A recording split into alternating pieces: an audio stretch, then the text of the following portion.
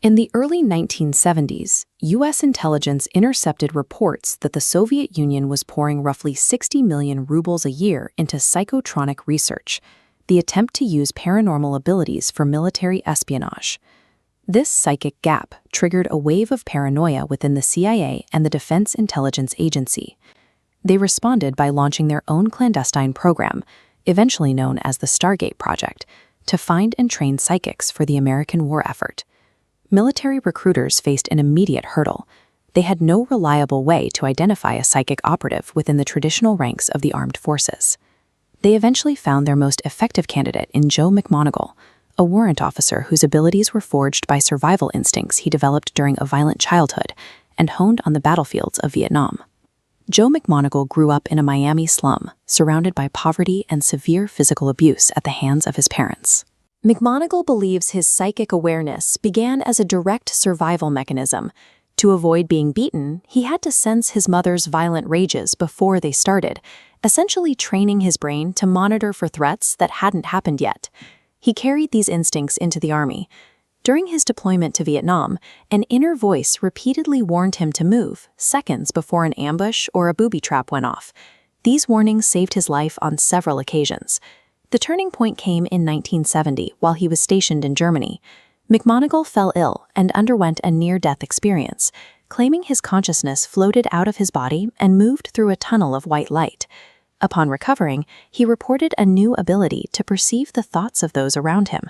This experience led U.S. Army intelligence to recruit him as their first experimental operative, officially designated as Remote Viewer 001. In 1978, the military transferred McMoneagle to the Stanford Research Institute. Scientists there were tasked with proving his abilities could provide the kind of consistent, repeatable data required for intelligence work. They developed a protocol called controlled remote viewing. The core challenge was separating the pure psychic signal from cognitive noise, the conscious mind's tendency to guess and make logical assumptions that drown out actual target data. To prevent this, researchers kept McMoneagle completely blind to the target. They provided him with nothing but abstract geographic coordinates as a starting point. Despite the skepticism of many military leaders, this structured approach yielded results that the intelligence community could no longer ignore. In 1979, McMoneagle was given coordinates for a massive industrial building in the Soviet Arctic. Without knowing what was inside, he sketched a twin-hulled submarine equipped with 20 missile launch tubes. Analysts at the National Security Council were initially skeptical. The building sat 100 meters away from the water, and they believed it was illogical for the Soviets to construct a vessel that large so far inland. But 4 months later, satellite imagery confirmed a new canal had been dug to the building. Moving through it was the Typhoon, the largest submarine ever built, matching McMoneagle's twin-hull description exactly. His work then shifted to tactical rescue missions. In 1981, he was tasked with finding NATO Brigadier General James Dozier, who had been kidnapped by the Red Brigades in Italy. McMoneagle mentally traced the kidnappers to the city of Padua. He mapped a specific street and apartment building, identifying the second-floor room where Dozier was being held, just before a SWAT team conducted a successful rescue.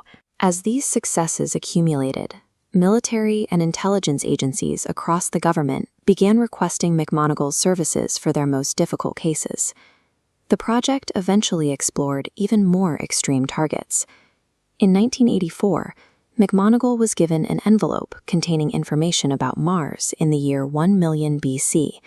He reported seeing giant obelisks and a race of tall, thin people dressed in strange clothes.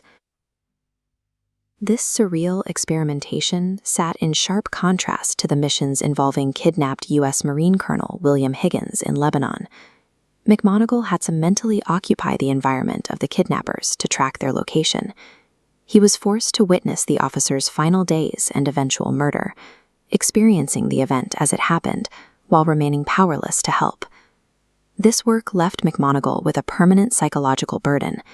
He described the process of entering a terrorist's mind as the most depressing and frightening aspect of his career.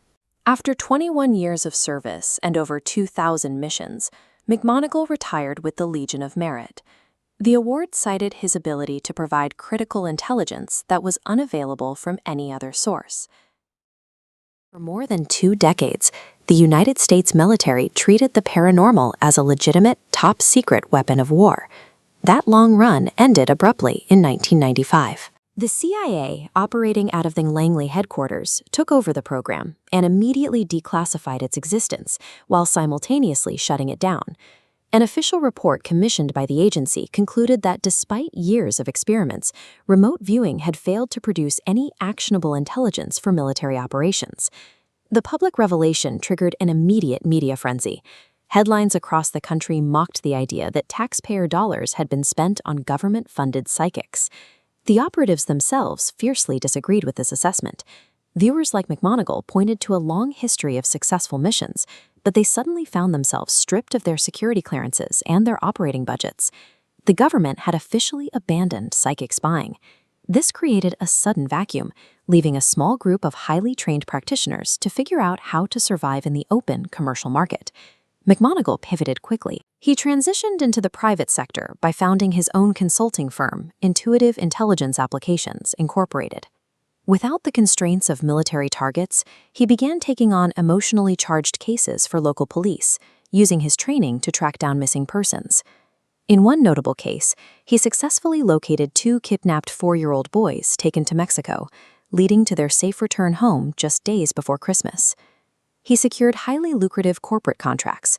Businesses hired him for stock investments and to locate hidden water sources. The exact skills that the CIA had dismissed as useless were now commanding premium consulting fees in the civilian economy.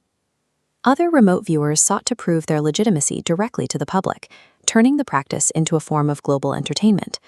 Practitioners performed live demonstrations on national television. McMoneagle himself completed a highly publicized test on ABC News and became a massive primetime draw in Japan. But the most systematic commercialization came from a technique known as associative remote viewing, or ARV. This diagram shows the ARV process. To bypass abstract numbers, the protocol assigns tangible objects to binary outcomes, an apple for outcome A, a pencil for outcome B. Practitioners applied this to predict winning horses at racetracks and stock movements in financial markets. Within a few years, remote viewing had fully evolved from a classified defense program into a lucrative financial tool and a broadcast spectacle. The final stage of this journey moved the practice completely out of the shadows. Remote viewing became an open-source civilian hobby, organized much like recreational scuba diving. In 1999, practitioners founded the International Remote Viewing Association to establish public standards, publish research, and host annual conventions. The training itself moved into modern civilian classrooms, most notably at the Monroe Institute in Virginia. Here, former government spies guide students through precise, audio-supported meditations to facilitate the specific states of consciousness required for the task. The strict 6-stage protocols that were once tightly guarded by military intelligence are now available to anyone willing to pay for a weekend workshop. The 1995 declassification transformed remote viewing into a public discipline. Today, the once classified techniques of a psychic spy are accessible to anyone, regardless of security clearance.